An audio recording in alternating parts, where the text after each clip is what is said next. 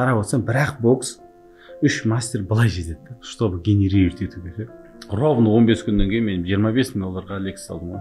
Ана бір сөз ғой, адамның өлтіретін негізі сөз ғой негізі.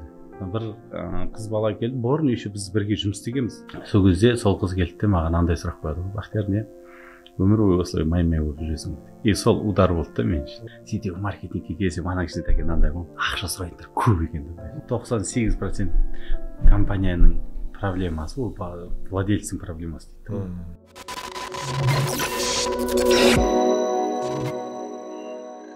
Ассалаумағалейкум, құрметті себеп салдар подкастымыздың қонақтары.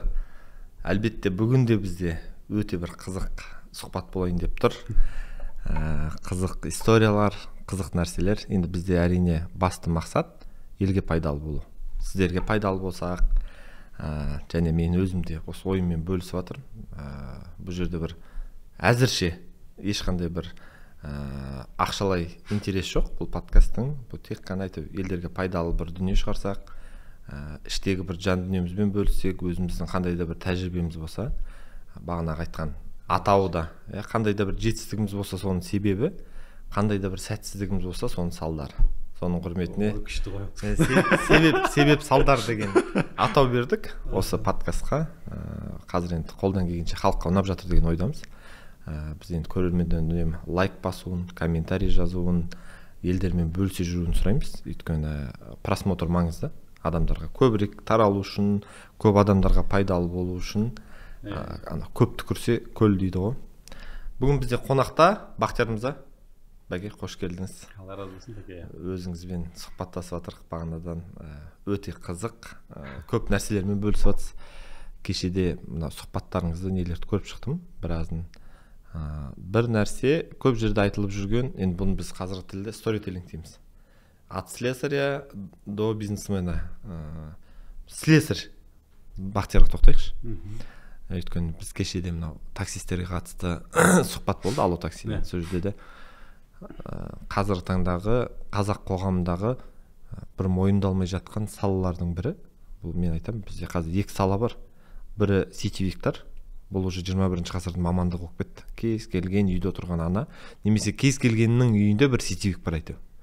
Тура сол сияқты таксист. Қазір мұғалімдер де, тіпті мен ана жолы естіп қалдым, атын атамай қойым, мынау бізде дін саласында жүрген кісілерде. Күндіз жұмыс істейміз, кешке таксовать етеміз дейді. Енді басқа қалай ақша таба аламыз дейді. Біз басқа бізде мүмкіндік жоқ. Кәсіппен айналсамайды көп. Табыс көзі де енді ол кісілердің де жалақылары төмен ғой. Сол сияқты слесарь Бақтиярға оралсақ, кішігірім сонымен бөліссеңіз. Бұл қай жылдар болды? Негізі енді былай алатын болсақ, жаңағы тағдыр өзі қалай ұрса да сені әкеліп ең соңғы результатыңа байланысты сен или налайсың тағдырыңды, или рахмет айтасың. Қабылдайсың. 2003-те алғаш рет мен негізі бір құлап алғам. 2003-те 18 жасымда алғаш рет мен Қызылордада миллионер болдым да, 2005-те құлап. Сонымен бір көп көтерген 18 жастағы балаға уже қайттан жерге жату қиын ғой. Эгосы жүрмейді ғой, ол горячий. Сөйтіп жүріп бір 2 жылдың ішінде іздеп жүріп 2007-де алғаш рет мен осы бір СТО-ға келіп тұрмын, әлі кілт бұрамаған бұрын соң. Бірақ айтып қоямын да, мен СТО-ны білемін, майшаны білемін деп. Өйткені неге? Бұрын анау әкемізден қалып кеткен базы бар ғой, ауылдың майшасы ремонты. 2007-де алғаш рет Астанада осылай СТО-ға слесарь болып кіргем. Содан сол 2007, 8, 12, 15, уже 14-ке дейін өзім сол жаңағы замена масладан бастап уже автомат коробканың механикіне келдім ғой. Ауыстырасыз өзіңіз, қолмен жасай бересіз? Қолмен ремонттай беремін. Қанша жыл? Мен 5 жыл ма, 6 жыл? 5 жыл айнастыңыз? Жоқ, 2007, 7 жыл даже. 7 жыл айнастыңыз.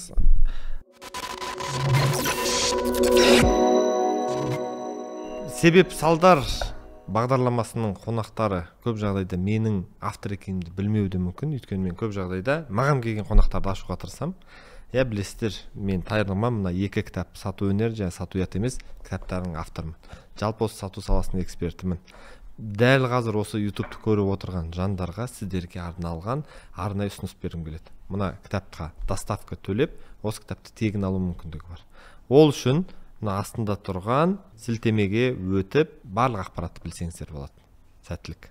сол кездегі мына мышлениясымен қалай болды? Қазіргі таңда мысалы мен өзімде таныс адамдарым бар ғой, мына осы СТО саласында жұмыс істейтін, ол кісілерге жалпы даму немесе өсу, кітап оқу, курс оқу деген нәрсені айтсаң, сәл бір күмәнмен қарайды.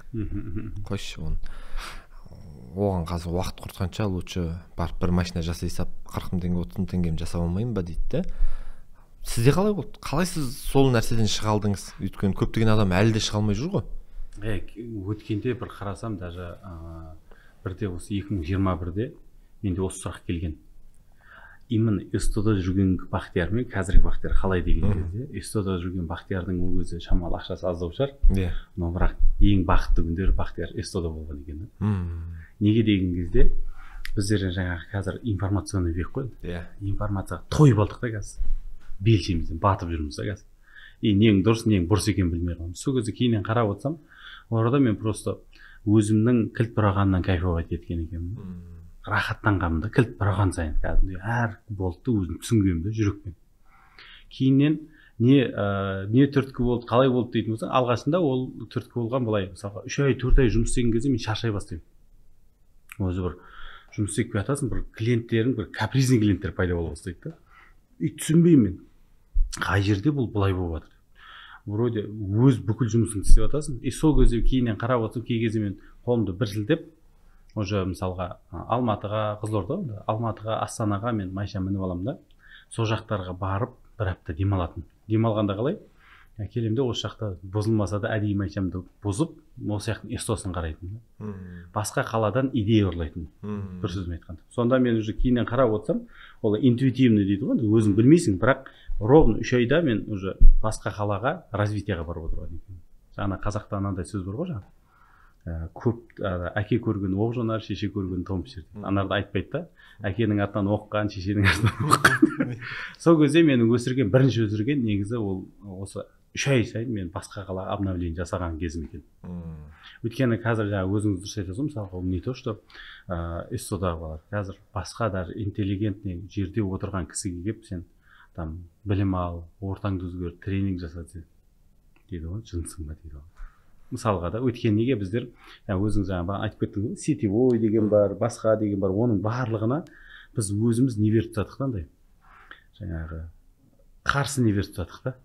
Жаңағы қатты шулап кеттік, шулаған жерде не бар, жаңағы артынан еретін опыт жоқ конкуренттер көп қой. Олар не істейді, репутацияны құртады да, мысалы. Сол сияқты енді Алланың қалауымен бірінші өскенім сол болды СТОдан.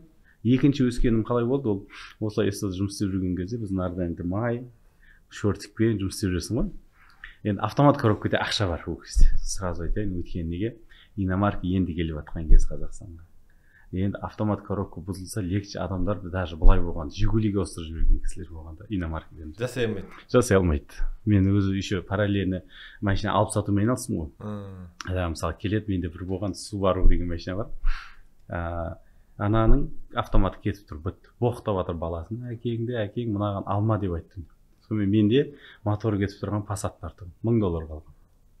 Соны айтты да, анау Passatты көрді де, бауырым, мынаған ауыстыршы деп ше. Астындағы новый Subaru'ны ауыстырып кетті да. Мен келіп СТОға келіп қатарсам, андай әшейін не істеп қойған ғой. Болт ма? Бір болт түсіп қойған да. Болт қатырдында $4,500 брат сатып. Ана машина өткен сондай тұрады да. До такой степени адамдар ол кезде автоматтан қорқатын еді да. Қазір ғой уже автомат коробка бұзылса, барады да 100 мың теңге сатып алады, или там механика сияқты сетіп алады да. Ол кезде ақша болды. Менің қолым былайынан май, қалтада ақша бар. Бірақ ана бір сөз ғой, адамның өлтіретін негізі сөз ғой негізі. Бір қыз бала келді, бұрын еще біз бірге жұмыс істегенбіз. Сол кезде сол қыз келді де маған андай сұрақ қойды. Бақтияр, не? Өмір бойы осылай май-май болып жүресің деген. Сол удар болды да мен үшін. Соған ертесіне жаңағыдай шешіп тастап тұр, косметикалар киіп аласың. Бір коробка жасап кеткен жоқсыз ба? Косметикалармен. Сонымен не керек? Жаңағы ең ол кезде біз үшін актуальный жұмыс ол сетевой маркетинг болды. СТОда жүріп, сол кезде мен 10 миллиондай депозит ақшам жиналып тұратынмын. Сол кезде уже мен бір алғаш рет анаған шығып алдым да, сетевой маркетингке келсем, ана кісіне тәкен андай ғой. ақша сұрайтындар көп екен жаңағы процент ол кезде білмейсің ғой. Мен айтамын мә ана 10 миллион берсем қазір так уже мен 3 айдан кейін ол 30 миллион болады 100%-дан деп иә сөйтемін де не істеймін ала квартира аламын үй аламын үйді сатамын в общем бизнес ашып кеткенсің ғой сөйтіп 10 миллион таратып бердім да жоқ болды ма? 3 айдан кейін қарасам не қалтамда көк тиын ақша жоқ, ана эстоның арендасы төленбеген, сен костюм шалбардың астында несчастный бір машина ғана қалды, болды 2 миллион теңге бітті екен. Бірақ сол күнмен алатын болсам мен қатты өкіндім негізі эстодан кеткенім. Енді қазіргі күнмен алатын болсам сол болмаса мен осы күнде отырмайтын едім сіздің алдыңызда подкастта. Әрине әр нәрсенің қайыры бар. Сол екі нәрсе мені қатты қозғады негізі эстода жүрген кезде. Сетевойда жұмыс істедіңіз бе сонда? Иә. Қандай? Ол кезде Баобаб деген болды. Не істедіңіз? Қалай болды? Бадылар сатады. Айта кетсеңізші. Ол қызық болды өзі. Келді де мен айтамын ана кісіге қайтадан сұрақ қоямын ғой. Не істеймін мен? Майдан басқа не білмеймін. Сөйтсем айтады, бізде жұмыс бар андай. Оған вообще жұмыс істемейсің, короче 42.300 ба 42.500 теңге төлейсің. Болды, ертең Турцияға кетесің, Анталияға. Мен айтып 42.500 берсем болды ма? Болды. Удостоверение апарамын, тастаймын да. Мен машина істеп жатырмын деп қайта машина істеп кете беремін ғой. Сонан келсем, ол өйтсем ондай емес екен ғой. Сөйтсем уже артындағы адам әкеліп жинайтын андай иерархия жинайды деген ғой. Сонда бүкіл өзімнің ағайын туыстарымның өзім ақшасын төлеп бәрін иерархия, искусственный иерархия істеп алғансың ғой. Уже мен түсіндім. 3 ай өтті, 3 айдан кейін енді әр адамның өзінің бір қабілеті бар ғой. И сол кезде единственный мен 3 ай жүріп бір тиын ақша алмаған кезім болды да. Сетевойдан. Мен айтамын, бұл мүмкін емес деймін да. Осы күнге дейін қай нәрсеге ұрынсаң да, сол жерде ақша бар да. Пор ақша бар. Мен түсінбеймін да, қалай болды бұл? Бірінші рет сол кезде жаңағы психолог деген кім бар? Менде мынандай бізге анда психологқа тек психтар бар деп ойлайды ғой көбінесе. Жоқ, менде мынандай нәрсе болды. Мен уже соңғы үмітіме келдім. Мен айттым, давайте ең бір нәрсені тексеріп көр, гипотеза. Если болмаса, значит, burada сұрақ уже саған продукты емес, компанияда емес, сұрақ басқа жақта. Мен істеймін, мынандай машинаны қоямын да бір квартал. Болайынан шығамын да бір конец мен 1,5 сағат жүремін только жаяу. Әр есікке кіріп предлагать етіп көремін. Қайтып екінші конец сонымен жүріп көремін. Короче, 5 сағатта мен каждый есікке кірдім ғой. Жаңағы зат сату үшін, жаңағы продукт. Бір продажа жоқ. Уже машинаға отырған кезде айттым ғой, так. Мына жерде вообще сұрақ басқа жақта. Болмайтын. Сөйтем де сол кезде сол анау енді ішінде лидерлер, олар уже помешанный ғой негізі психологқа деген. Соның ішінде біреулерін сұрап алсам, осында бір кісі бар, соған барсаң болады деп. Бардым, офисына келдім, бір мынандай диванға отырып алдық. Ол кезде не болғанын білмеймін, шын айтайын. Бірақ өткен арадан ұстап алды, ана жақтан бірдеңені шақырып жатыр, мен білмеймін, ол не болғанын точно есімде жоқ. Бірақ анадан тұрған кезде қарасам, мынандай жерде не тұр ғой, баннер тұр ғой. Сайтмұрат Давлаттың баннері тұр. Яй деньги деген Давлат не тұр. Мен уже анаған қараймын да. Мынау қаяқта болып жатыр деймін. Айтады, осы кезде келіп жатыр. Бүрсен Алла тағаланың құдіретін қарасаңшы, сол күні уже ол басталып жатыр екен. Мәссаған. Мен алдан шығамын да, қанша тұрады 15 анадан шығамын да, ана жаққа барамын ғой. Психологқа қанша төледіңіз? Шын айтайын білмеймін, 2000-3000-нан аспайды. Мен точно білемін енді. Бірақ мен психолог точно білмеймін, но бірақ мен уже тренингке түстім. Алғаш рет білім деген не екен, сол кезде көрдім да.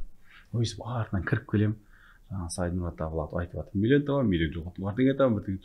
Опа, менің жүрегіме кіріп жатыр ғой ана әңгіме. Сол мен алдына бардым ғой.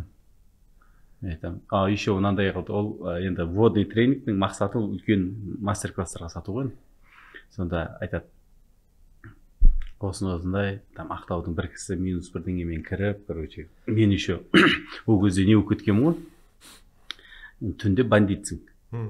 Потому что проценттерге ақшаларын жинауың керексің. Күндіз менсің. Обедте сен олармен доссың. Енді каким-то образом ақша жинау керек. Қайтпай тұрған ақша ше. Беріп тағансың бәрін. Енді ана кісіге барып тұрмын.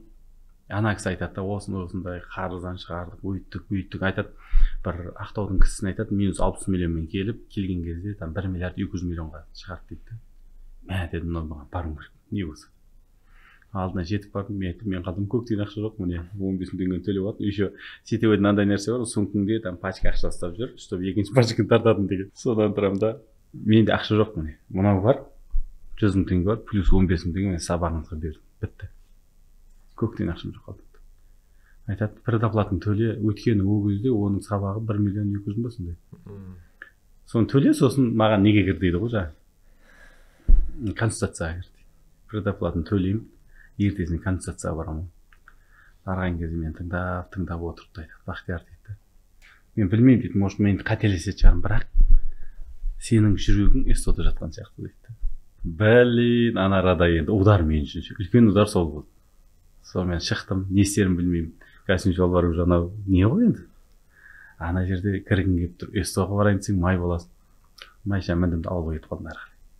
Ана көп қатты шаршап кетсем, ауылға кетіп қалғанда телефон бәрі сөніп, 1 сутка или 2 сутка ұйықтаймын, тұрмастан. Тамақ ішпей ұйықтаймын. Соны бар 1 сутка ұйықтадым ана. Соны қайтып қалаға келдім, түнде келіншегіммен ақылдасып алдым, не айтамын. Біз қай кезде бірінші рет ақша таптық? СТО-да жүрген кезде. Қай кезде машина алдық? СТО-да жүрген кезде. Қай кезде үйлендік? СТО-да жүрген кезде. Айтты, значит, береке сол жерде екен. Значит, жарайтын кәсіп жолбар келмей ақ қойын, но бірақ ақшасы бар, урод болайыншы деймін. Чем ақшасы жоқ красавчик болған. Азында тұрдым да кәсіп жолбарымды ағама подарок еттім да. Өзім еще өмірімде бір-ақ рет кәсіп жолбар келген ғой жаңағы свадьба деп. Сол екінші рет келіп, екінші рет бұл да бер маған жар дедім да. Жұмысқа келдім. 3 ай аренда төленбеген балдарым бәрі кетіп қалған. Азында воротын аштым, есін алып сыпырдым да. Ең қызығы, сол күні жалғыз өзім азына кешкен жұмысы 70 мың теңге ақша таптым ғой. Өте үлкен ақша ғой ол кезде. Мә, кешкілік анадай шортик футболка май болып, светофорда тұрып, бірақ анау мәзбін ғой мен ше. Мәссаған. Осы арада тұр екен ғой біздің жұмыс.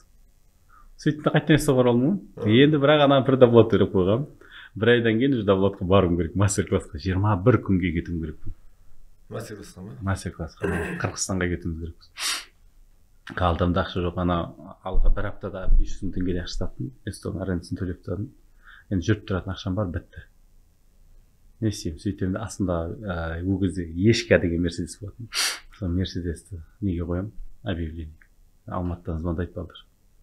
Короче, 2 миллион деп қойып, 1 миллион 800 мың аламыз дейді оны. Сонымен келсем, әкепер бірақ дейді Алматы. Болды деп.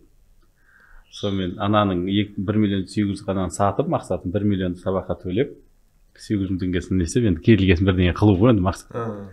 Қызылордада уже міне бүгін машинаны сатуым керек, ертесіне уже мастер-классқа кетуім керек. Жолдан шығам, машинам бұзылады уже. Содан машинам бұзылып келем Алматыға. Ана жігіттер айтады, сен былай дегенсің, мынау деген что-то бұзылыпты. Ровно вот 1 миллионға береді, сенесіз бе? 1 миллион ақша береді, берсең бер, бермесең жоқ. Мен анадан амал жоқ қой десем, алам, мына жаққа беремін да. 21 күнге мастер-классқа кетемін.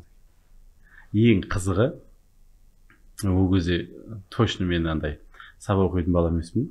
СТО-дан барыппыз ғой, кілттің өзін басқаша айтатын. Содан сол жаққа барып келдім. Уже Қызылордаға келгенде қалдым, 200 теңге ақша бар. Қызылордаға келдім, енді білесің ғой, СТО бар, СТО білесің. Ең қызығы, ровно 15 күннен кейін мен 25 мың долларға Lexus алдым ғой. 25 мың долларға Lexus алдым. JS. Сол кезде мен кейіннен қарап отырсам, ол кезде мысалға ана мастер-класста отырған кезде былай айтады, бір жігіт тұрады да, біз доспыз жаңа. Жігіт тұрады да, біздің айына там 70 миллион, 50 миллион оборотымыз бар дейді. Германиядан заттар тасимыз дейді. Мен айтамын, мынау жынды ма дейді. Ондай ақша бар ма деп ше. Екінші тұрады да, бізде бір жылына сол кезде 2,5 миллиард оборот істейміз дейді. Есептеңізші. Мен тұрамын да айтамын, мәссаған. Сөйтіп тұрғанда үшінші айтады, біздің вагон заводы шығарамыз дейді. Темірхан деген ағамыз бар, вагон шығаратын заводы бар да. 500 миллион доллар дейді. Бітті ғой. Не істеп отырмын мен дедіңіз ба? Сол кезде үшінші айтқан кезде сендім ғой. Ең қызығы, ана кісілердің қасында жүресің ғой. 21 күн бойы сөйтсем, сол кезде ол кісінің несі ана привычка 21 күнге келтіру екен ғой. Ана жақтан келдім. Мен точно мен орда сабақ оқып келген жоқпын. Мен айтады істей бересің ғой, потому что сенде уже не жоқ қой. Площадка жоқ қой қолданады. Соған қандай не қолданасың?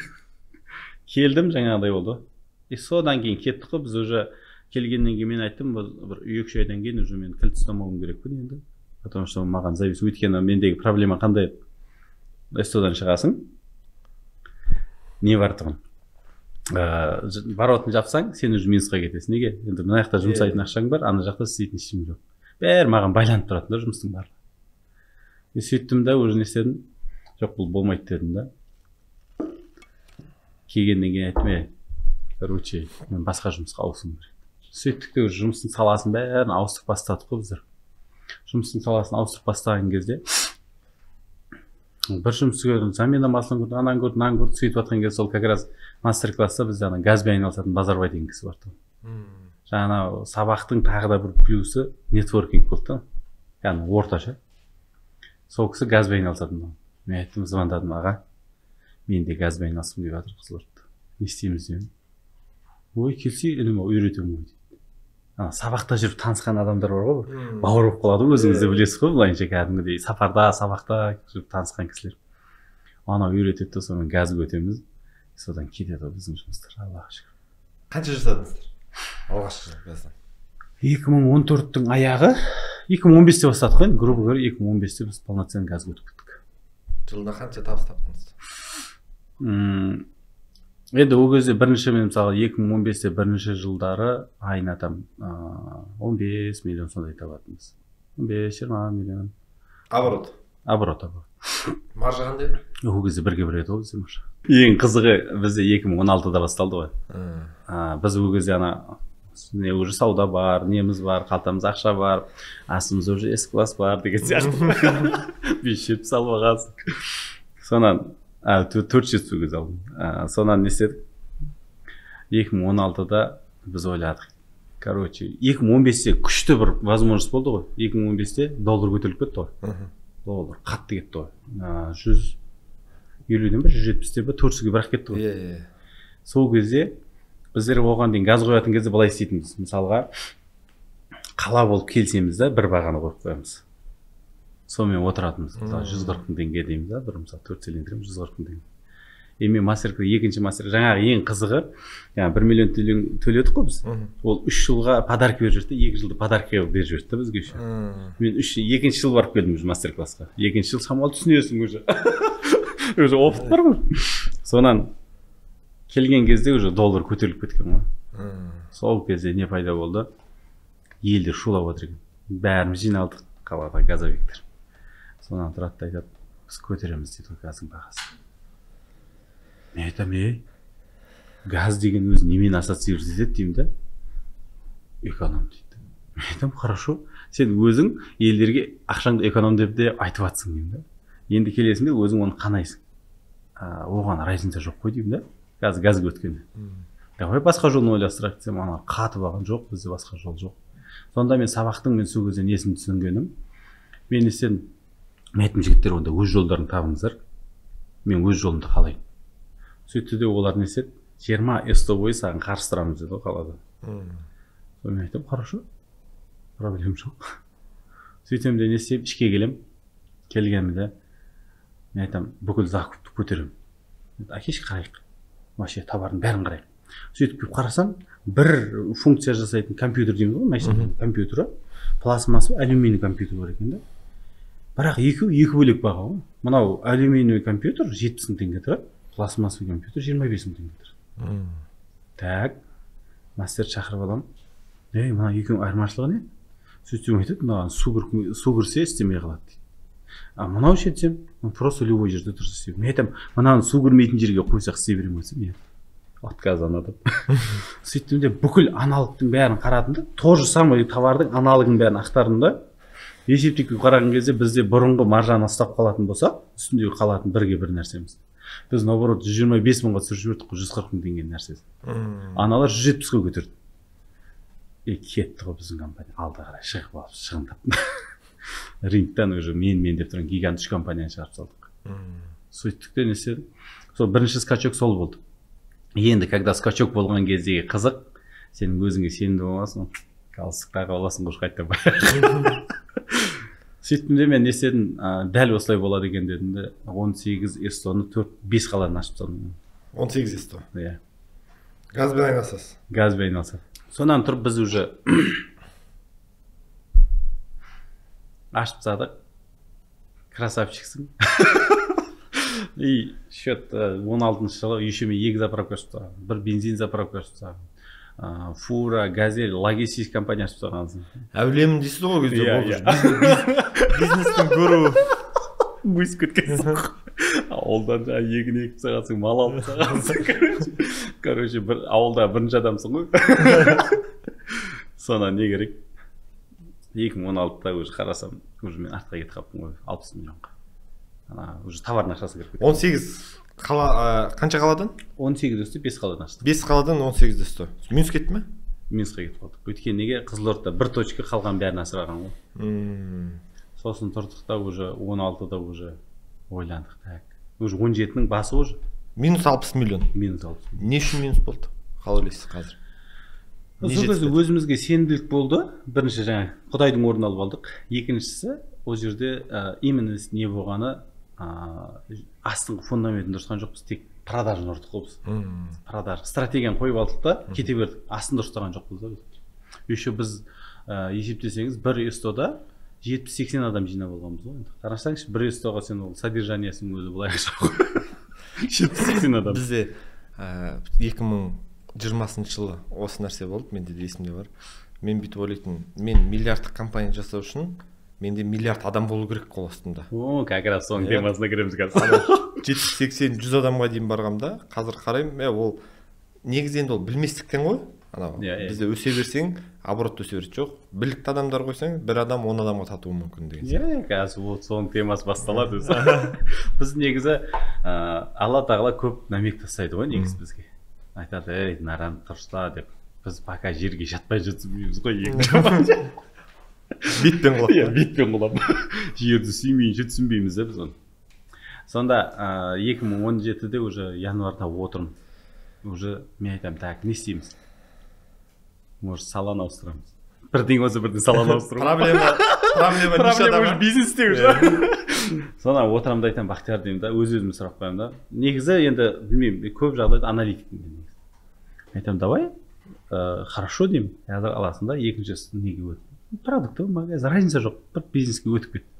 Ол жақтан осындай проблема шығады. Сосын тастайсың да, тағы біреуіне кетесің бе деймін да. Давай деймін да, одан қазір міне бір эстон алда, жүйелеуде, мысалға міне действительно саған қазір вызов деймін да, вот боқтан конфет шығар деймін да. Эсто уже болды. Осы эстодан енді Қазақстан аумағындағы бизнеске көтер деймін да. Сол кезде ғана сен уже басқа салаға ауысуыңа болады. Сол кезде сол ой, енді ниеттенсең болды ғой, жолың ашады ғой. Алла тағала өзі ашып береді. Сонда маған ой салды, уже болды мынаны жүйеледі. Сөйтіп жатқан кезде каким-то образом алмаю жаңа MBA дейді ғой. Қызылордаға келіп жатады. Сонда сабағы болып жатыр дейді ғой. Вводный сабағына қатысасың ба? Ойбай қатысам. Барсам, бизнес исследование болып жатыр екен. Бірінші тема сол болып жатыр. Филин деген. Сонан анарда 2 сағат жатам ғой мен. Бұрын мен еще 14, 15, 16 давлаттың сабағын оқығанмын. Енді анараға келген кезде мен егер де давлаттың сабағын оқымағанда мына сабақ түсінбейтін едім. Но бірақ мен түсіндім, что мен бастауыш классты бітірдім, енді жоғары классқа өтуім керек. И сонда мен айтамын ғой, оказывается сұрақ білім деген. Сүңгеймін ана ішіне, уже болды. MBA-ге түсіп аласың. Дипломың жоқ, маған мысалға менде степень бар да, MBA-дің. Бірақ диплом жоқ. Неге? Өйткені выше жоқ қой. Содан кірістік біз. 4-ші ма? 4-ші, сол ішінде еще 4-ші бизнес сабағында уже мен маркетинг компания бір уже 6 миллионға тағы түсіп үлгердім. Ана енді негізі баста сұрақ болса, сен любой нәрсені направлап өтіп кетесің ғой былайынша. Сөйтіп жатқан кезде мен бір 6-ші или 7-ші сабағында Жексен Васильевичпен кездестім. Өзім біразына танымал ғой енді. Сол кезде Жексен Васильевичтің сабағында отырған кезде мен айттым, 2 сағат отырамын да айтамын, так. Значит, мен барып ендіруім керекпін деймін жұмысқа барып. Өйткені мощный инструменттер кетіп жатыр да нарда. 4 сағат отырамын, ойбай кетуім керек деп отырмын, өйстіп отырмын, уже ендіргім келіп отырады ғой. Сонымен не керек? Ол кезде еще мен жаңағы ағашқа болып алғанмын ғой, еще жаңағы бизнеспен қосып өзім ағашқа болдым, 117 килограмм болғанмын. Сол кезде. алдына барып тұрмын, Жексен Васильевич. Еще жаңағы имбирий мынандай қызық. Ең артына отырып аламын мен. Сабақтың ең артына отырамын да, бәрі анда резюме айтады ғой мынандай. Мен андай степень бірдеңе. Бахтияр источник дейсің ғой. Сонан ана жаққа барып тұр, Жексен Васильевич, сізбен шай ішсем бола ма деймін. Өзім орысшам кривой, косой. Айтады жоқ дейді. Блин, мен айтамын, жоқ, сабағын оқимын. Сөйтіп отырған кезде ертесіне айтады, жабай обед жейік дейді ана кісі. Алдына барамын, өзі еңбектеп барасың ғой, өзі басыңа іс түссе, любой адам алдына жатасың ғой, негізі кішкене ақшаң болса оны көкірек көтеріліп кетеді. Содан не керек, ана кісінің алдына барған кезде уже ол кісі екі сұрақпен өлтірді ғой мені. Айтады да, сен айнаға қашан қарадың дейді маған. Айтам, не бар? Өзі ол 50-дегі кісі. Айтады да, Бахтияр дейді, сенің түрің менен кәрі көрінеді дейді. Мен өзі 30-ға толмаған, есептеңізші. Айтады, организация, организм екеуі бір сөз дейді. Егер сен өз организмді управлять ете алмасаң, мен ешқандай организация көтере алмайсың. Сұрақ сенен басталады. 98% компанияның проблемасы, ол владельцің проблемасы дейді. Салмақ тастамай мен саған ештеңе істей алмаймын дейді. Удар. Сразу ма? Кітап оқыдым ба дейді. Мен айтамын, қандай кітап? Мектепте менде класста мен не болған, орын болмаған калидорды оқығанмын деймін. Айтады да, сен қалай қазір кітап оқымасаң, мысалы біреулердің опытын алмасаң, кітап ол кәдімгі жүріп өткен адамдардың опыты ғой дейді да. Соны алмасаң, сен қалай Алматыда, Москвада бизнес ашайын деп тұрсың? Жоқ, кітап оқу керек. И сөйтеді де кетеді ғой. Көрейік енді, ладно. Мен 2,5 айдан кейін анаған барған кезде 93 килограммен барып тұрмын ғой, есептесеңізші. Да такой ана кісінің удары болды да маған. Өйткені неге? Жаңа мына бірінші Давлат көмектеседі деген сияқты инстинкт, бұл кісі де көмектеседі маған деген не болды ғой. Сонан 5 кітап оқып тастадым. 2 секунд линді оқып тастадым мен, колесо баланс оқып тастадым, человек решающий оқып тастадым. Жаңағы 7 эффективность навык, ана кімдікіні Стивен Ковидің оқып. Солардың бәрін оқып уже барып тұрмын ғана. Танымайды мен. Кім бұл деп па? Өте есепте 117-ден 93-ге. Енді күніне, мысалға мен 3 километр бассейнде жүзем, тренер жоқ, дым жоқ, жабай жүзу. Енді ол тройной саған нагрузка негізі. 5 километр жүгірем. 8 километр великпен жүрем. Кәдімгі не болдым десеңші, темір адам болдым десеңші. Балтырым қатып қалды ғой, ағаш болып қалды балтыр. Анаған барған кезде Жексен Васильевич тоқта деді бірден. Ертігер уже осымен кететін болсаң, сен уже денсаулықты өлтіріп жібересің. Содан кеттік қой біз. Сол кезде уже сол жаңағы айтайын деп отқан, біз Жексен Васильевич кездесетін кезде 70 адам болғанбыз жұмыста. Компанияда. 70 адам, бір айда біз 154 машинаға газ қоямыз. 70 адам? 70 адам. Бір адам 2 машинаға газ қойып тұр осында? Сонда бір машинаға примерно там 7,5 сағатпен 3 күннің арасында газ қоятын. Содан кейін біз не істедік, ол айтты, ол кісі енді биогруптың жақсы несі ол, биогрупты тоже қойған кісі ғой. Биогруптың балдарына шығып, маған ана кітабын алып берді, сояқтың биогруптың кайдзеншіліктерін шақырдық біз жұмысқа. Сөйттік дағы бізде уже сол 2,5 айдың ішіндегі результат, бізде уже 5 адам қалады ғой. 5 адам. 70-тен 5-ке түсіреміз. 65 кетті.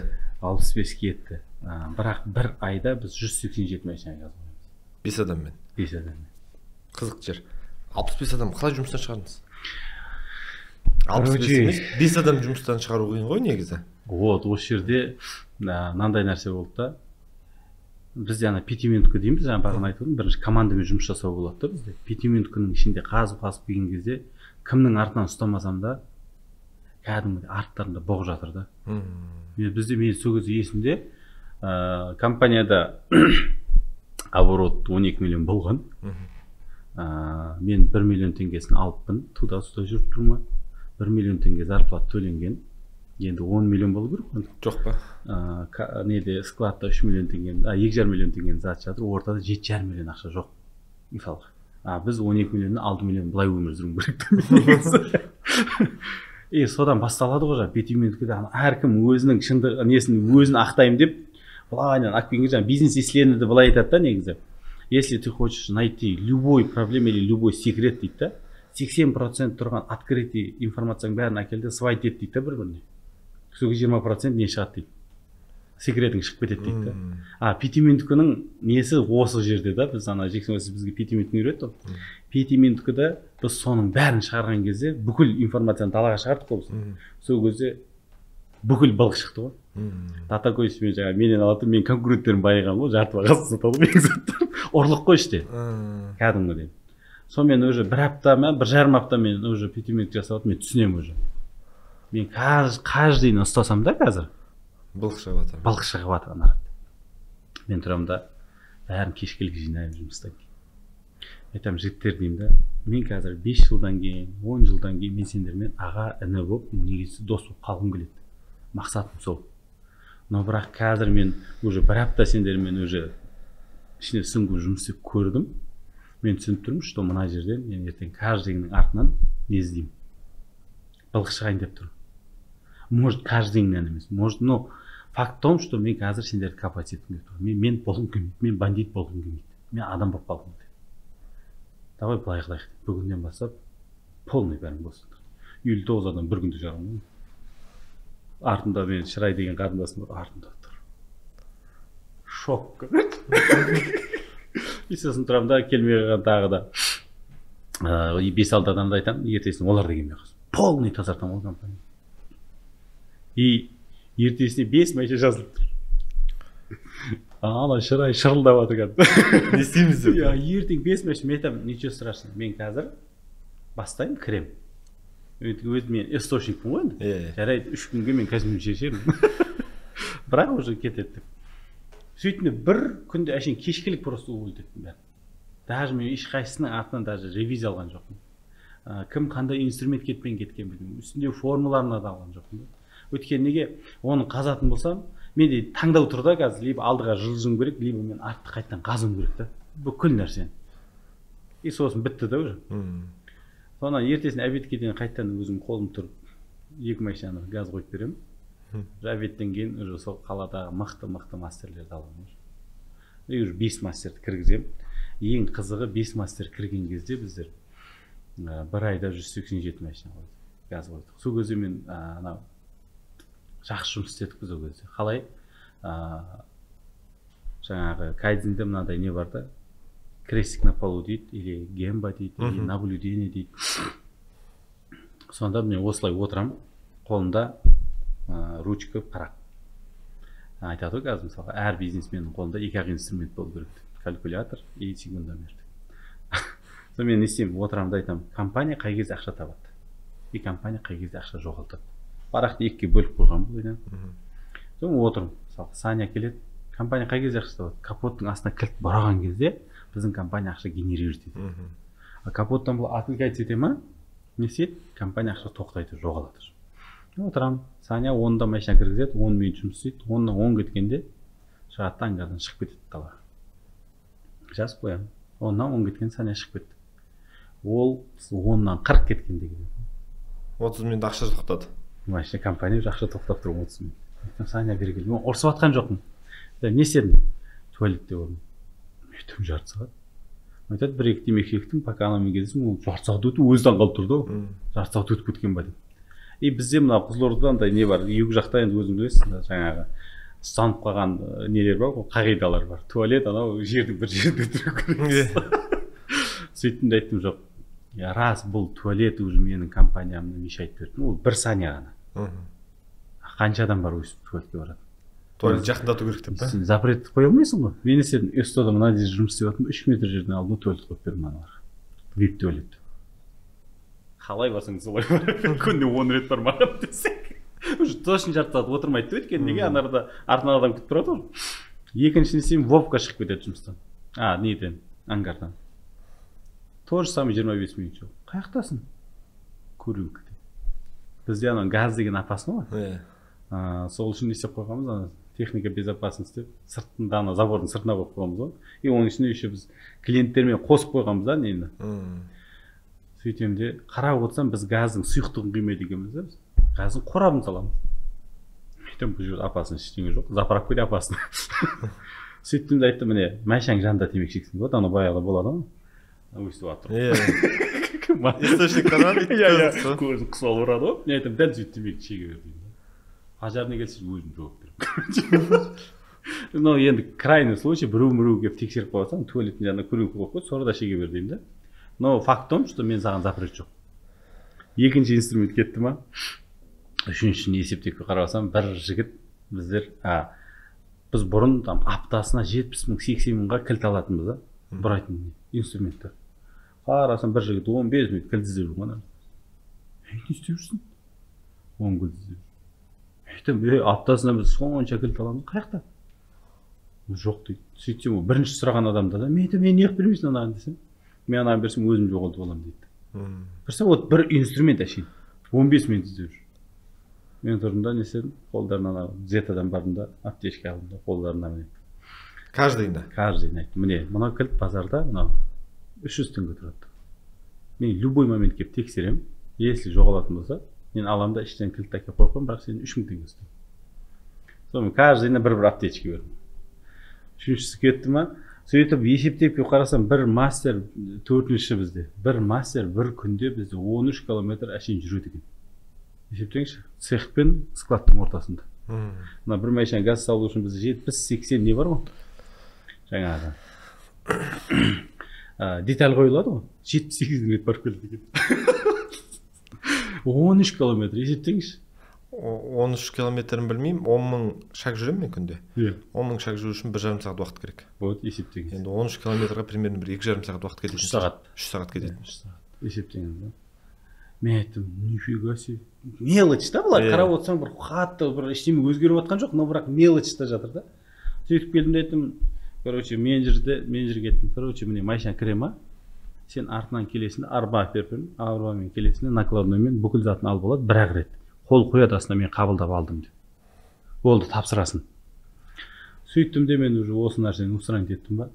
Уже біраз нәрсе шектелді. Сөйтіп кеп бұрын біз былай ойлайтынбыз. Старший мастер бізге кәдімгідей ақшаны әкелетін солар деп ойлайтынбыз да. Кәдімгі старший мастерлар. Сөйтсек старший мастер консультант екен да. Өйткені неге анау газ деген апасын ғой. Ана келеді де анау не, мынау не, мынауны сұрай береді екен да. Сосын мен тұрдым да, бізде ангар бар. Біз жаңа өзіңіз айтқандай, біз бұрын былай ойлайтынбыз. Чтобы 100 машина кіргізу үшін 10 бокс керек бізге. 10 бокстың ішіне әрқайсысына 5 адамнан керек. Есептеңіз уже кетті да. Біз сөйткенімізде 40 машинаға ангар салып қойғанбыз ғой. Біз оны істегенбіз уже. Дайын ба? Ангар салып тастағанбыз. 40 машина кіреді бір кіргенде. Өйткені көп машина кіргізуіміз керек қой. Иә. Сонымен жаңағы сөйтсек уже мен тұрдым да не істедім? Мастерді алдым да ангардың сыртына шығардым. Ангардың сыртында тағы 7 бокс бар бізде. Отдельно тұрған. Ангардың сыртына шығардым да айттым, міне, клиент келеді, машинасын қабылдап аласың. Слесарьге бересің. Слесарьден машинаны қабылдап аласың, клиентке бересің. Сол немен айналыса бер, короче, консультацияң. Сөйтіп гарантиямен консультациямен мастерге бердік. 4 слесарь бізді ақшаны генерировать етті ғой. Енді біз осыны қойған кезде 1,5 аптаның ішінде 7,5 сағат пен 3 күннің арасында қойып отырған газды біз 2,5 сағатқа түсіреміз. Бір где-то 10 күннен бе 40 минутқа келеді. Бізде рекорд 15 минут болады. Бізде мынандай жағдай болады. Nexia деген машина кіреді ішке. Машинасын кіргізеді де өзім ана менеджерлерге барып документін несін гарантиясын толтырып жатырады. Біздің есіктен заправка бар. Шықса машина заправкада тұр. Ана жетіп кетіп не істеп жатсың? Заправка жасап жатыр. Қалай жасап жатсың? Мен жағына кірдім. Өйтіп біттік қой дейді. Ана қырғын айқай шығарады. Сен жынсың ба дейді, мынау газ. Бұл мен таксовать етемін. Бала шағаммен жүрмін. Ертең жарылса не істейсің? Өйткені неге? Сенбей тұр ғой. Иә, біз бұрын былай қылатынбыз ғой.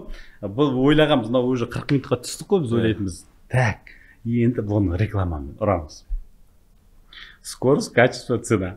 Сөйтсек ол скорость деген уже ол газға келмейді екен. Антиреклама.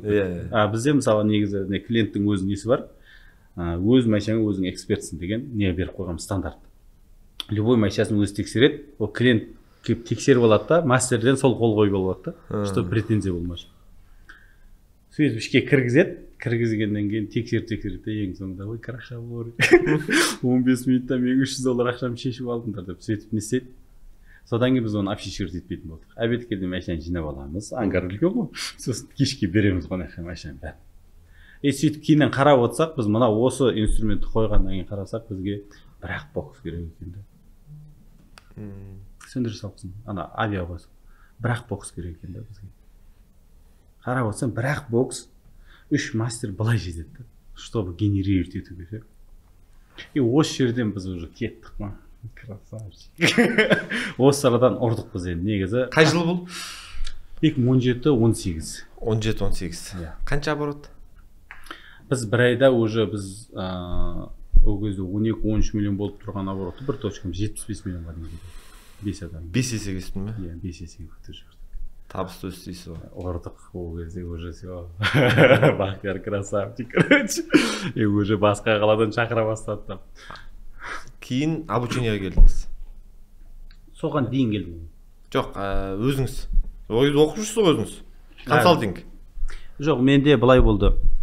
Оған дейін мен обучение келем дегенше 2019-да біздің мына 5 баланың өзі жұмыстан бунтовать жұмыстан шығып кетті бізде. Біз уже 2 жыл бақытты өмір сүргенбіз. Ұзаққа созылмады бақытымыз. Неге деген кезде кайдзеннің бір минусы бар да. Мысалға, любой нәрсеге сен перфекционист боласың. Иә. Мынау ровно тұру керек, мынау қисық тұру керек, мынау былай тұру керек. Жалқып кетті аналар. Аналар уже шашып кетті. Сонан тұртты айтты, бәке, біз уже не выдержим дальше. Не айтам, кетсеңдер кетіңдер, кайдзенді білемін деймін де, не істеймін. Вызов тастаймын да айтамын. Короче, любой мастерді, любой ученикті 3 күннен кейін мастер қылып шығарамын деймін. Келеді, бірақ менде 3 күнде не получилось, 10 күнде мастер шығарасың. Есептеңізші, 0-дегі адамды 10 күнде мастер қыламын. И олар шойдан кейін олар кетіп қалады. Өйткені неге ана поколение Z дегендер, олар вообще жаңағы алдындағы біздің Саня, Васяларға қарағанда, аналар вообще хуже. Ответственность жоқ. И сонан отырып қаламын ғой, мен айтамын, так, өзіме сұрақ қоймын, Бақтияр, ты определись в конце концов деймін да. Сенде бизнес па, әлде университет па? Есептесем, мен 2015-тен бастадым ба, 100 ба, 150 ба мастер шығарып қойдым, мен оқытып ше. Мен айтамын, ты определись деймін да, сен университет болса, соның жолына түс деймін да, пол. Ал енді сенде бизнес болса, сен ақша табуың керек қой. Мен айтамын, хорошо, қазір Қызылордадан еще кім Шырай деген жаңа қызымыз келіп айтады ғой, Саня кетем деп жатыр дейді. Мен айтамын, хорошо, бүгін Саня кетті дейміз. Шымкентке барғанда Саняны қаяқтан табамын. Алматыдан Саняны қаяқтан табамын. Астанадан Саняны қаяқтан табамын. Бітті ғой. Біз значит өспейміз ғой. Не істейміз деп. Сонымен тұрамын да қайтадан анализ жасаймын. Так, бізден кеткен адам қайға барады? Мастер. Оказывается, ол просто мен конкурентіме барады, или өзі конкурент. Мен айтамын, так, маған конкурент болатын адам да қандай проблема бар деймін. Олардың проблемасын іздеп бастаймын. Оказывается, онда клиент жоқ. Аренда қымбат, и запчасть қымбат. Опа деймін да, мен келем да. Осы үшеуін мен бере аламын ба? Бере аламын. Саня қызбын деп. Өйткені Саня уже Қызылордадағы топ нелер осы, менде топ мастерлердің 5-еуін сордып отырғанда, өйткені олардың компаниясы банкрот қылып жіберген ғой, баға түсіріп. Олардың мастері маған келген. Соны Саня қайттан звондап, Саня, менде предложение бар. Қандай? Мен айтамын, сен болса арендовать етіп отырсың ғой, иә. Мына бесплатный өмір сүр. Мен боксымды. Өтсін дейді, короче, ол қандай батпақлар. Мен айтамын, ол ештеңе емес, мен қыздарым саған реклама жасап береді. Тағы ойланып қалады. Ол ештеңе емес, еще сен услугаңды 100% өзің аласың. Айтады, что-то мынара түсініксіз. Не то ба? Не то дейді. Мен айтамын, жоқ, мен өзімде запчастьін алып қаламын деймін. Давай запчасті менікі болсын. Мен саған услуганы 100%, бұрын 50-50 істейтін. Сөйтіп сонымен не керек? Олар шақырамда бүкіл условиясын беремін. Мен айтамын, запчасть менде болсын. Бүкіл документация менде. Екеуміз бірігіп жұмыс істейік. Босатсаң мынау керек болса керек әлемде. Отырып сұрақ қояды. Кайдзен майсың әңгіме етпейсің. Айтып жоқ. Бірақ менде енді 4-5 правилам бар, которые сен ұстауың керексің. Ол не? График, мысалы 9-дан 6-ға дейін ашып тұр. Тазалық ұстап тұрсың, күніне 3 мезгіл тазалық. Өйткені біздің СТО-ның еще ана біз бұрын ең бірінші кайдзен кіргізген кезде былай болған ғой. Біздің жанымызда аптеканың склады бар. Соған ертіп көлемде мастерлерді складына кіргізгенде, ол жақта енді бүкіл государствоны тексереді ғой. Анаған айтамын да, біздің СТО мынандай болу керек. Жынсың. Аптека емес та. Иә. Бірақ соған келтірдік қой біз. Мен айтамын тазалық ұстап тұрасың. Тазалыққа мен шепетелмеймін. Гарантияңа жауап бересің. Клиент келгенде маған звондамау керек, өзің жауап бересің. Жаңағы не график ұстап тұрасың. Инструментпен мастер өзіңдік. Болды, осы нәрсені ұстап тұрсам, мен саған тек клиент кіргіземін. Еще күн одан сұрадым. Күнде мен саған қанша клиент кіргіземін, чтобы сен бизнес направили, өзіңге ақша тапсын, и менің компаниям жұмыс істейді. 5 клиент болды. Бізде қараңыз таке, 5 адамның орнына уже бір адам қалады. Бір адам ол только менеджер по продажам. Біз менеджер по продажам бір адам қалған кезде біз мынау бізге вообще толчок осы болды да. Біз не істедік, осымен қаладағы 20 эстоны қамтамасыз еттік та. Өйткені неге біздің эстоға 5-ақ машина кіре ма? 8 машина кіріп тұр ғой. Біз қалған эст мастерлерін бәрін жақ, біз орын көп қойдық. Әр боксты жеке-жеке берді, біз одновременно 7 компанияға там не беріп оттық қой. Анарда бір-біріне 7 мастерлер, 7 бригада бір-біріне конкурент, бірақ бір компанияға бағынады да бәрі. Сөйттіктен өсерік біз оларға клиент әкеп беретін болдық. Сонымен алдық та, осыны алдық та біздер. Ең біздің ключевой факторымыз осы жер болды да. Сонда уже бір адаммен біз уже 180 емес 600 машинаға дейін газ қойдық уже есептегенде. Айна ма? Айна. И кеттік содан. Содан алдық та, біз осыны алдық та, кеше карантиннен кейін бір айдың ішінде біз 5 қалаға шығып кеттік қой. Болды. Алматыға келдім, арада мен 18 жасар ініммен 17 жасар қарындасым. Алматыда 70 эсто есептеңіз. Алдық та бір айдың ішінде әшейін бір осы формуламен бір айдың ішінде 70% рингті жұлып алдық қой. Алматы біз үшін енді олай Америка ғой. Қызылордадан келді. Чимкентте осы формуламен біздер российский компаниялар 3 компания қуып шықтық. Кәдімгі фурамен зат таситын. Олардың складтары 3000-4000 квадрат метр. 93 соны уже өзімізге алып алдық. Осылай келдік те біз не істедік? Әшейін шығып кеттік. Ең қызығы, менің уақытым бос. Уже 2019 ойладым, неужели? Бұл жүйе, короче, сен мықты деп. Если ол мықты болса, давай басқа жүйеде қосып көр деп. Содан бастап мен достарыма жаңа ғана аптека кіріп бастадым. И қызығы басқа компанияларға жүйелей бастадым ғой мен. Содан бастап бізде уже жаңағы консалтингтің бұрышы сол 2019-да оянған екен да, бірақ ол 19-да. Иә, ол мен үшін ол просто не болған екен да, андай любительский болады ғой. Просто басқа компанияға қазып дайындап беріп, сол есептесем кеше осы биылдың өзі есептесем 110 компанияның үстіне кіріп шықтым осылай. Консалтинг бойынша. Иә, консалтинг. Әр қалада бір елен. Ата ұнап тұр ма? Ата ұнап тұр ма? Жобасы не отыр? Иә, мен ол жоба өйтіп атып кетеді деп ойлаған жоқпын. Негізі ол жобаның вообще историясы қаяқтан шықты дейтін болсақ, осы биыл майда мен 37-ге келдім да. 37-ге осы туған күн алдында неге барып тұрдым? Умраға бардым. Білмеймін, осы вторникте отырдым да, жұмада умрада болғым келді. Өзі болады ғой, ниет. Ана военный аэропортпен ұшып барып умраға бардық. Содан барған кезде мен айтамын да, я Аллам деймін да. Вот мне сіз маған осы күнге дейін бердіңіз ғой деймін да. Мен жүрдім, тұрдым, көтердім. Мен не бере аламын деген сұрақ болды да. Осы сұрақ мені қозғады. Мен не бере аламын? Хорошо, президент болу мақсат емес қой бізге. Бірақ мен не бере аламын дедім. Сөйткен кезде ең болмағанда қазір мысалға мына басың Қытай, мына басың Россия, екеуінен қорғап қалатын бір нәрсе керек шығар деді да. Енді ой ғой, кетіп жатқан. Мен айтамын, оларға не істей аламын? Сөйткен кезде мен сұрақ қойылады ғой. Нардан Қытай не үшін қызығады бізге, жерімізге, и біздің рынокқа қызығады болды. Біздің рынок не үшін? Потому что транзитный рынок та біз. Негізі. Баяғы ұлы жаңағы жібек жолы. Жолы. Иә, sonradan тұрамын да айтамын, хорошо. Онда жеріміз сақтап қалу үшін не істеуге болады деген кезде, бұрын совет үкіметі негізі тараған кезде біраз нәрсені қалдырып кетті ғой бізге. Мысалға біз ауылда тұрдық, ауылда біздің әулеттің өзінің жер үлесі бар. Пай дейтін еді ғой. Пай. Осы паймен әлі күнге дейін біз арендаға не күріш аламыз күзде. Өйткені сұрақ күріші кетті, бізге күріш береді. Мен осыны айттым, так, рас бұл біздің 30 жылда біздің қолымызда қалған мына нәрсені істеп отырсақ, почему осыны қолдан басқа деген бірінші идея шықты. Мен айттым, хорошо, ол жерді алып қалу үшін не істеу керек деген кезде, мен айттым, бірінші давайте жаңағы әлемдік енді нелерді алатын болсақ, экономикасы жоғары елдерді алатын, ол жақта предпринимательство өте жоғары. Сол кезде тұрдым да айттым, давайте базарға шығайық. Кәдімгі просто базарға шығайық. Базардағы мақсатымыз не? Заводпен мынау потребительдің ортасындағы, қазір мысалы мынау майшаңыз бар ма? Майшаңыз, свечаңыз неден қанша қаласыз?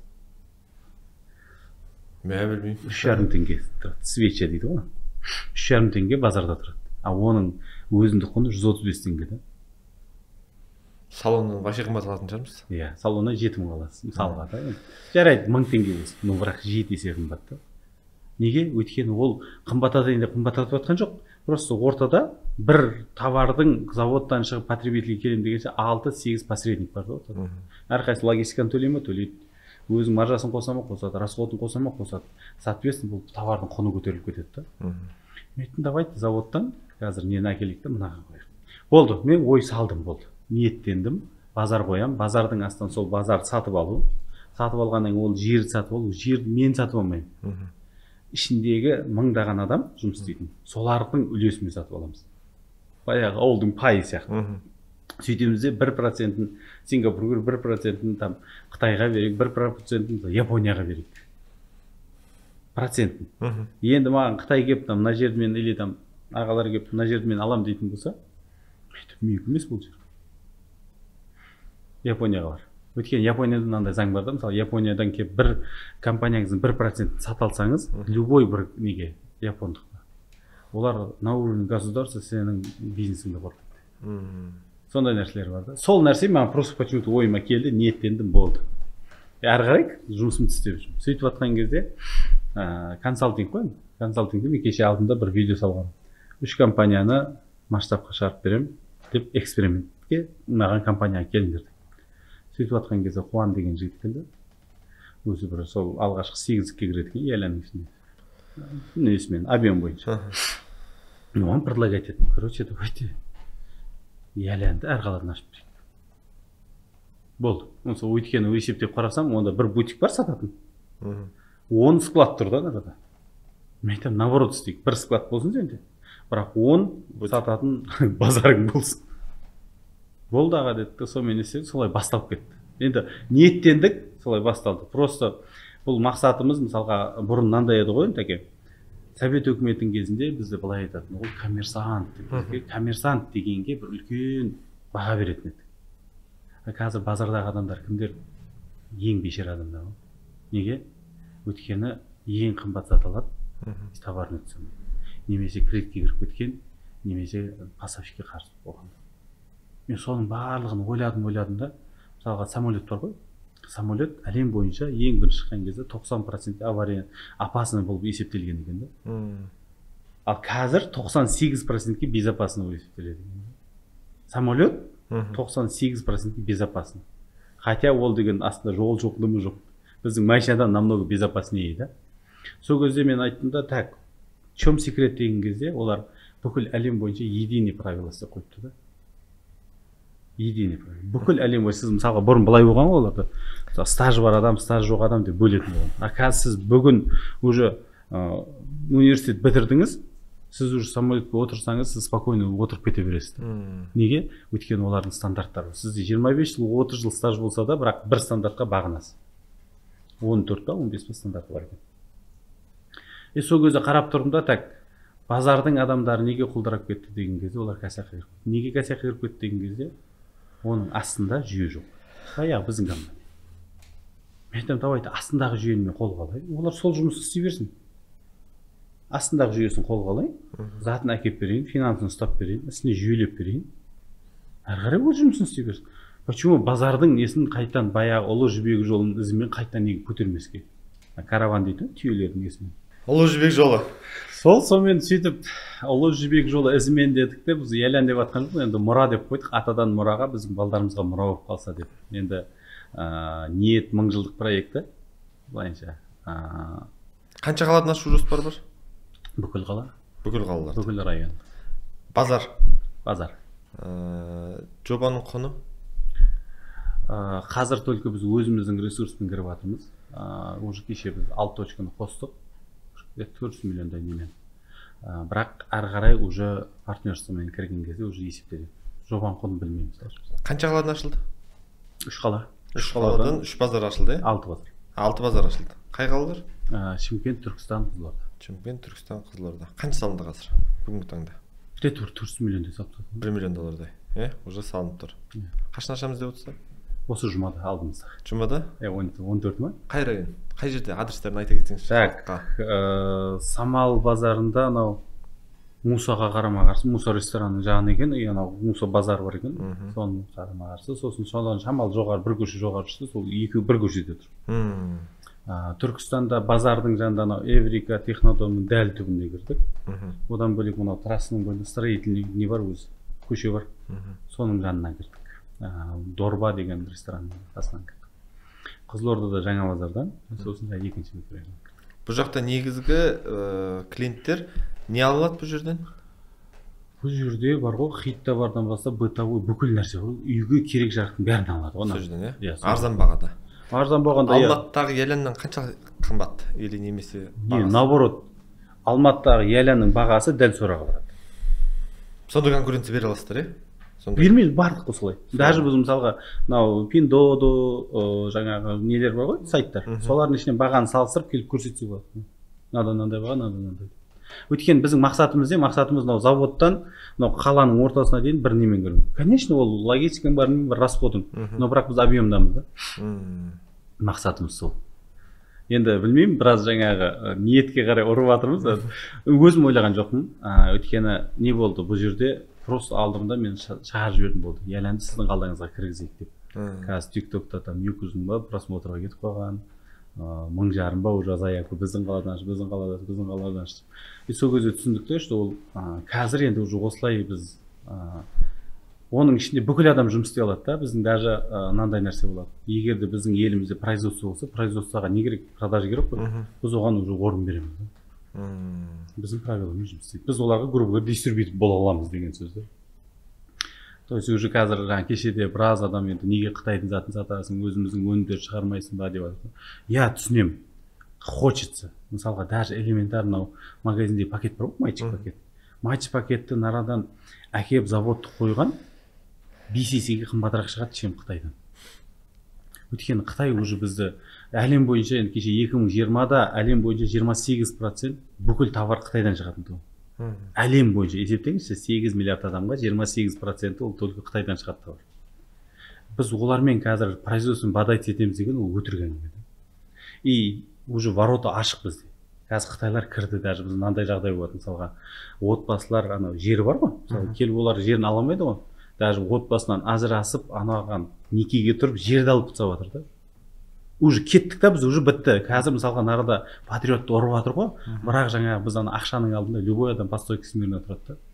Кеше маған бір жігіт жазып жүрді, неге сен соны Қытайдың затын әкеліп жүрмейсің? Мен айтамын, братан, қалай істейін, айтшы деймін да. Менің басым жеткен жер осы. Сен может басы күшті жетіп тұрған шығар. Айтшы десем үн жоқ та, значит басым жетпей тұр ма? Қойса енді. Нең бар? Хотя бы біз әйтеуір өз затымыз шығармасақ та ең арзан зат әкеліп берейікші. Бәрі керек қой мысалға. Кондиционер керек па, кір машина керек па мысалға. Үйдің жаңағы штор бәлематарлар керек қой. Оны хотя бы соны әкеліп берейік та. Былайынша алған кезде. Эконом сегмент қоя, негізі ең арзан заттар әкеліп бересіздер осылар. Негізі енді громко кетіп қаламыз, бірақ технодомның ішінде тұрған, сулпактың ішінде тұрған бүкіл товарды качествосын біз нарыққа әкеліп тұрмыз. Былайынша алған. Өйткені завод біздің қолымызда ғой. Заводта біз енді қазір енді ашылған, бірақ 3 түрлі баға болады.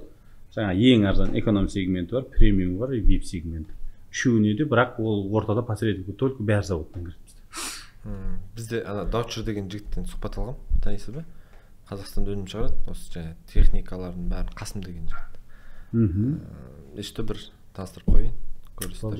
Заводы бар осы жақта. Ол болды сол заводта, мысалы жаңа аяқ киімді өзін айтқан кезде, мен өзіміздің еліміздің аяқ киімі шығып тұрған да, қойып берейік ана. Болады, сондай нәрселермен негізі бір коллаборация керек. Иә.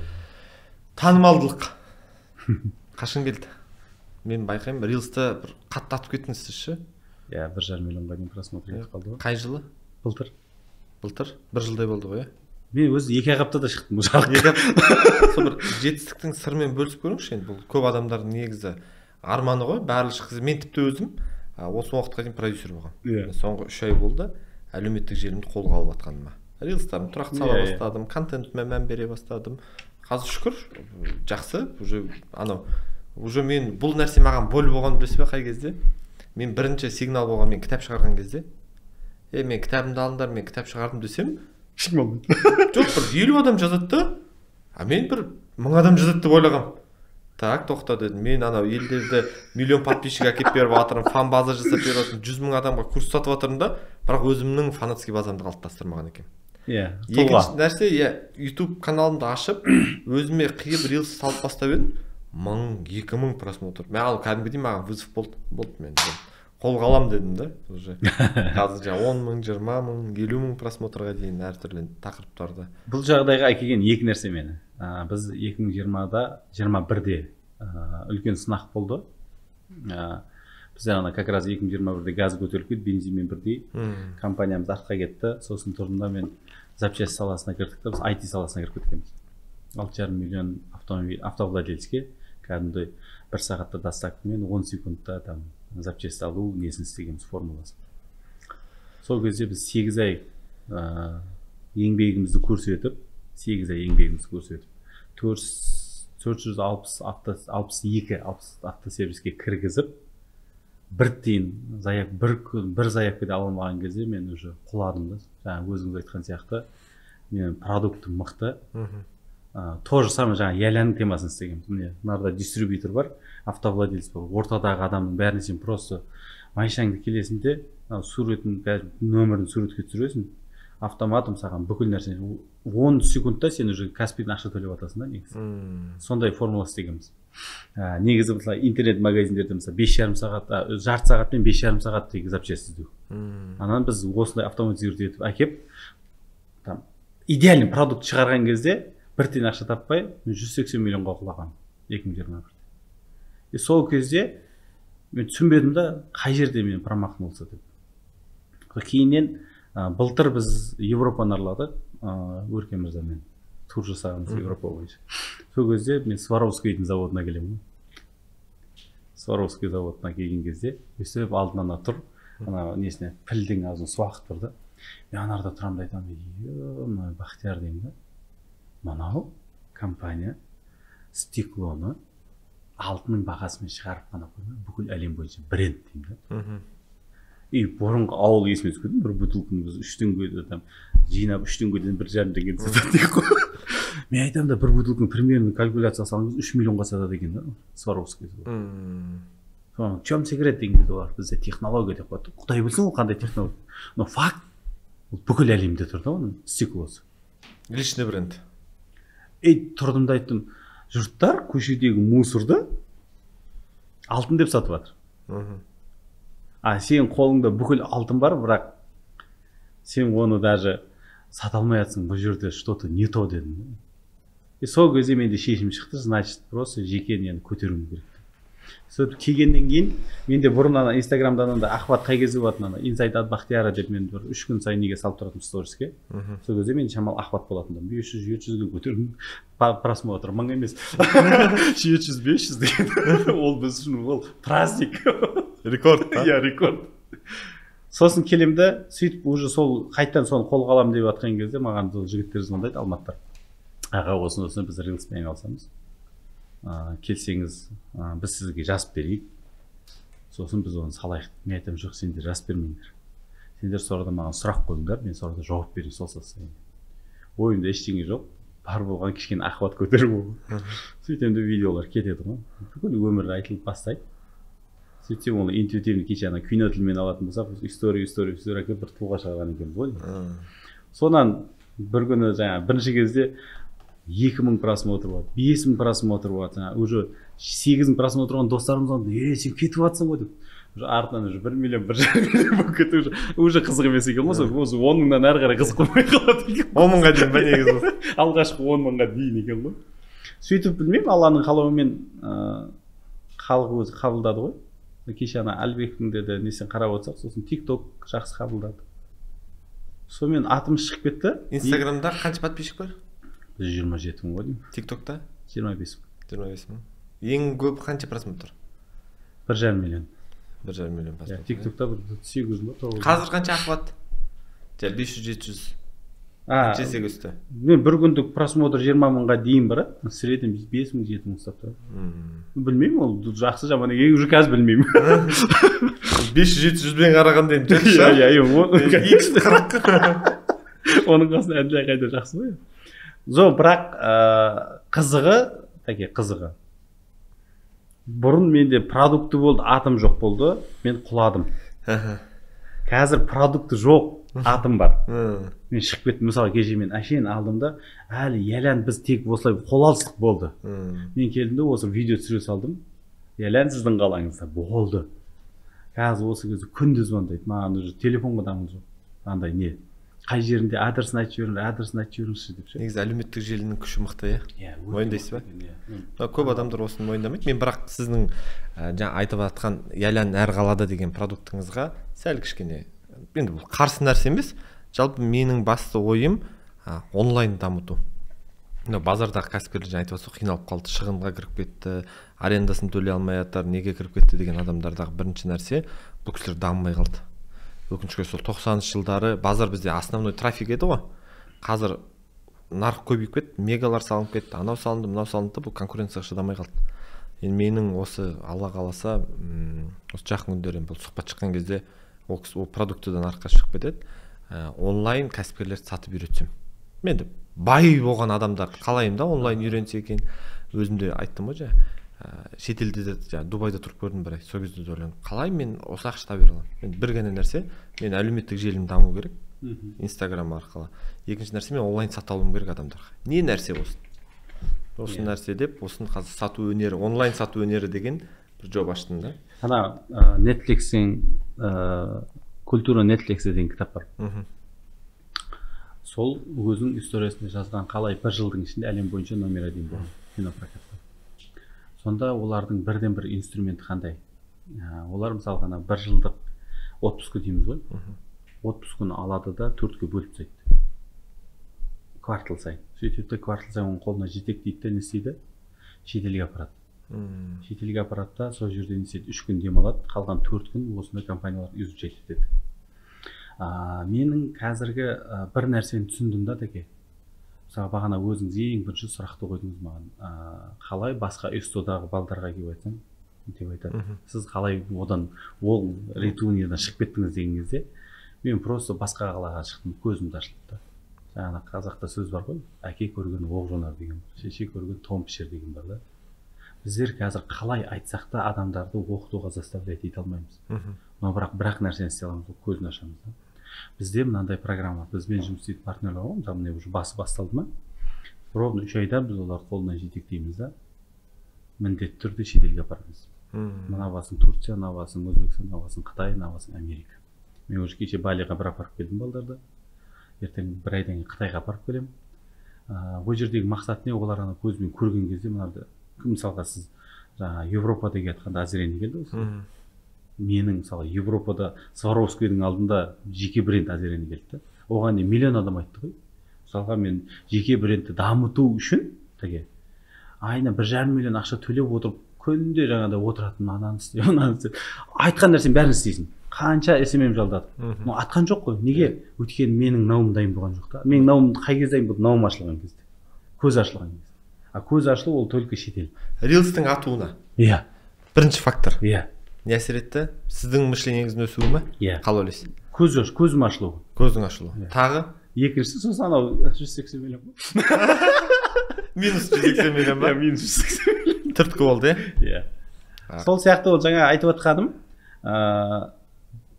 бұл Ялянда ең қызығы. Бірде бір онлайн доставка болмайды. Бірде бір мынандай карточкамен ақша төленбейді. Неге? Қазақтардың қасиаққа кіріп кеткен қай кезде екенін айтайын ба? 2018-ден былай қарай 2020-да қатты кіріп кетті. Неге? Потому что бізде бүкіл нәрсе Каспиге өтіп кетті. Когда мынау қолыма ақша ұстамаған кезде сезімталдық жоғалады адамда. Сіз Каспиден төлеп жатқан кезде тегін төлеп жатқан сияқтысыз ғой. Тегін. Енді не істеп жатырмыз? Біз қазір қайттан кэшпен оятып жатырмыз. Мысалға даже ертең біз оларға карточкамен төлетпейміз. Неге? өйткені технологияға қарсымын десеңші. иә, мен уже наоборот былай не қойдық та. Бұл жердегі мақсатымыз еще ең қызығын қараңыз. Біз ертең порог қоямыз, мысалға там 40 мыңнан или 50 мыңнан жоғары болса ғана оптын береміз деп ше. Ол не мақсатпен? Ол кісі ана көршісін ертіп келу керек. Бізде көршілермен ақылды не істемей қалдық қой, сөйлеспей қалдық. Бұл жер бір сөзбен айтқан кезде бұл бірінші кезде некоммерческий болып кіргенбіз біздер. Былайынша традицияны қайттан ояту. Мақсатымыз сол болды біздің. Өйткені неге біздер қазір адамдар бір-біріне жауыз, ақша жоқ, бастан кіріп кету, өйткені неге сезімталдық жоқ. Мынау қаншты. Ең қызығы бізде порог болады. Порогтың басты мақсаты ол көршілерін ертіп келу керек та, чтобы өзі оптың бағаны алу үшін. Бізде розница деген баға жоқ, просто там грубо говоря, возможно, білмеймін, 15 мыңнан боламын, ертең есептейміз, 30 мыңнан боламын, бір жоғары бағаны қоямыз, средний чекті. Оған ақшаңыз жетпей тұрмас, значит 3 көрші бірігіп келіңіз. Болмаса есіктің алдында 3-4 адам бірігіп алыңыз деген мақсат. Басын біріктіру. Бәке, рахмет. Өте керемет болды. Но менің тарихымдағы ең ұзақ сұхбат болды. Қателеспесем. Уақытта жылдам өте кетті. Өзіңмен өте қызық нәрселер бөлістіңіз. Өзіме де жазып алдым. Алла қаласа істеп жатқан жобаларыңызға сәттілік. Алла берекесін берсін. Ниетіміз сол. Дегендеріңізге жетіңіздер. Алла ниеттеріңізге жеткізсін. Тек қана сәттілік тілеймін, тілекшімін. Бүгіннен бастап өзім де әлеуметтік желіңізге тіркеліп, қарап, балет етіп отырамын. Арасында ұрысып қойыңыз. Болды. Маған сол не күштірек мотивация беріп отырамын. Рахмет. Ал енді көрермендер, сіздерге ұнады деген ойдамын. Сіздер, как всегда, лайк басып, комментарий жазып, өз ойларыңызбен бөлісе кетіңіздер, не түйдіңіздер. Айтпақшы бәке, бізде әр сұхбаттың соңында келген қонақтан бір сый сұраймыз. Әркім енді әртүрлі нәрсе беріп жатады, ол бізде бір принципиал емес. Бас кезінде адамдар енді бір кітап бірдеме беріп жатады. Сізден не сый берсек болады адамдарға пайдалы болатындай? Кімге? Оқырмандар, қазір шартын айтамыз, комментарий жазу керек. Сосын осы сұхбатты бұлар екеумізді бөлісу керек, белгілеп.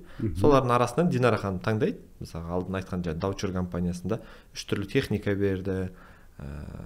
Ғадекеңдер өздері бір жеке бір кітаптарын, бірдемелерін, біреу ақша беріп атады, біреу әртүрлі. Сол сізден не берсек болады? Енді менен консультациялық болады. Менде енді былайша платный ғой консультацияны. Болмаса, возможно, оның қаласына біз уже Ялянның серіктес болып қаламыз. Өйткені біз әр қала қазір ешкім ақша салып жатқан жоқ қой біз. Алматыда қаншалықты жиі боласыз? 80% Алматы. 80% Алматыда жүрсіз, онда бетик 3 адамға берсек. Бір адамға бір кездесу жасайық. Мен өзім ұйымдастырып беремін. Кездесу таңғы ас па бірдеме. 2 адамға консультация береміз бе? Қалай қыламыз? Или бір кітап бересіз бе? Бір кітап бар ма? Бір консультация, бір кітап, бір қызықты зат болсын деген ғой. Өзіңізден. Қай кітапты берсең? Мен кітаптарым қызық мен. Ана пайдалы болады ау деген бір қимайтын зат беру керек қой. Біз мысалға как раз сіз өзіңізде барсыз ғой енді. Біз мысалға бір 30-40 адамға даже бизнес авторлық істейік. Сұрақ жауаппен. Мысалға да бір залды мысалға мен өзім алайын. Сөйтейік те завтракте отырайық или ужин істейік. Менің тағы да бір нем бар ғой, кеше Ғаділбек беріп қойған ШШ деген. Шаруа шаймен шешіледі деген. Онда бетик 3 адамға бизнес авторлық ұйымдастырайық. Не қылсақ ше? Группаға қойсақ ше. Группа? Қанша адам? Білмеймін, 20 адам болсын, 30 адам. Мәссаған, ол вообще қызық болды. Ол кезде уже ол вообще кәдімгідей сұрақ жауаппен, обмен опытымен бөлісіп. Алматы қаласында. Давай, Алматыдан жасайық. Онда сіздер жазыңыздар, 2 шарт, комментарий, ойыңыз жазасыз сұхбаттан алған. Одан кейін бізді Бәкен екеуміздің әлеуметтік желімізді белгілеп, осы сұхбатты белгілеп салғандардың арасында 10 адам деп алайықшы пока. Көреміз, мүмкін 20 адам болып кетер. Жаңағыдай болып тұрмайды, бір адам деп. Мүмкін 20 адам болып кетер, көрерміз. Ода бізге Динара ханым шешеді, бізге айтады, списогін береді. Алматы қаласында Алла бұйыртса, не бизнес авторлық, не ужин. Екеуін біреуін форматын Бәкеңмен ақылдасып етеміз. Бәке, рахмет, сәттілік.